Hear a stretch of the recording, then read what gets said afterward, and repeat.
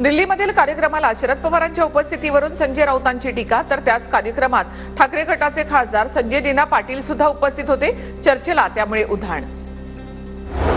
काँग्रेसकडून नव्या प्रदेशाध्यक्षाचं नाव जाहीर केलं जाणार. सतीश पाटील, विश्वजित कदम, अमित देशमुख आणि हर्षवर्धन सपकाळ या नावांबाबत चर्चा झाल्याची सूत्रांची माहिती.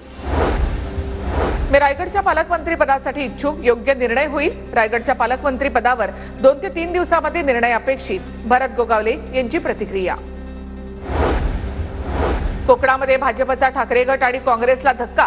कुडाळमधील 9 नगरसेवकांचा भाजपमध्ये प्रवेश. रवींद्र चव्हाणांच्या नेतृत्वाखाली आज पक्षप्रवेश.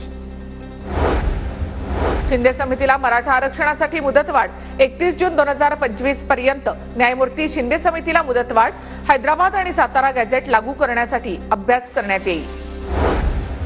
मुख्यमंत्री फडणवीसांच्या अध्यक्षतेखाली नाशिक महानगर प्राधिकरणाची बैठक. प्राधिकरण बैठकीमध्ये महाकुंभच्या नियोजनासंदर्भात चर्चा. 2027 मध्ये नाशिकच्या त्र्यंबकेश्वरमध्ये कुंभमेळा होणार. मुख्यमंत्री फडणवीसांच्या अध्यक्षतेखाली पुणे महानगर प्राधिकरणाची बैठक पार पडली. येरवडा कात्रज टनेलचा तातडीने विचार करा आणि प्रस्ताव तयार करून मान्यतेला पाठवा. मुख्यमंत्री फडणवीसांचे निर्देश.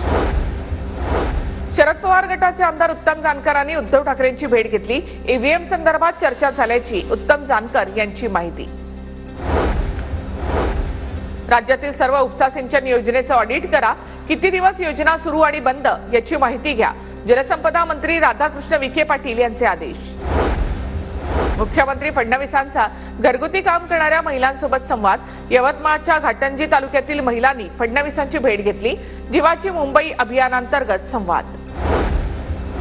कल्याणमधील मल्लंगगडावर आज माघी पौर्णिमेच्या निमित्तानं महोत्सव.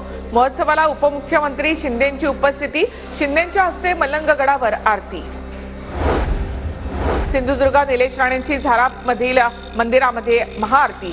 निलेश राणेंच्या नेतृत्वाखाली सकल हिंदू समाज जनजागृती महाआरतीचं आयोजन करण्यात आलं होतं. पर्यटकांना झालेल्या मारहाण प्रकरणानंतर सकल हिंदू समाज एकवटला. इंडियाज गॉट लेटंट शो मधील वादग्रस्त वक्तव्याचं प्रकरण. रणवीर अलाहाबादिया समय रैनाचा जबाब नोंदवण्यात येणार. उर्फी जावेद, दीपक कलाल, रफ्तार आणि सिद्धार्थ चतुर्वेदी यांनाही समन्स. मोदींच्या परदेश दौऱ्यापूर्वी धमकीचा फोन आल्याप्रकरणी एकाला चेंबूरमधून अटक. मोदी परदेश दौऱ्यावर जात असताना दहशतवादी त्यांच्या विमानावर हल्ला करू शकतात असा फोन मुंबई पोलिसांच्या कंट्रोल रूमला आला होता.